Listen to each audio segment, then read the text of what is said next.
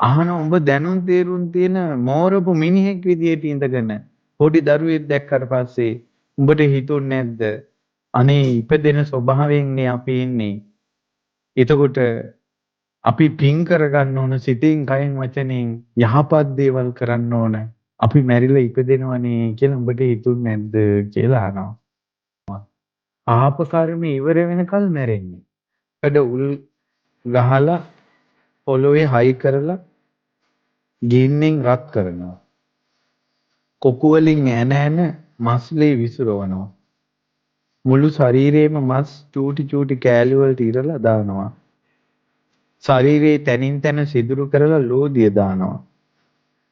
පැත්තකට ඇල කරලා බිම දාලා කනේ උලක් ගහලා ඒ උලෙන් හිටෝලා කකුල් දෙකෙන් වටේට කරකවනවා. ගල් වලින් තලලා ඇඟ ඇතුලේ ඇට කුඩු කරලා දානවා.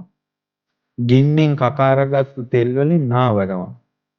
බල්ලන්ට කන්න දානවා. උලේ ඉඳවනවා. හිස ගසා දානවා. ඔන්න දෙතිස් වද. උඩු අතට හරවලා ඔළුවෙන් හිටවලා වෑයෙන් රහිනවා.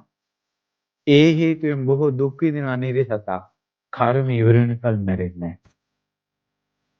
පින්වත් මහණෙනි, ඔහුව කියන්නේ ලෝදිය යකඩ උණු වෙලා පැහෙන එකට අර නිරිසතා වැටෙනවා.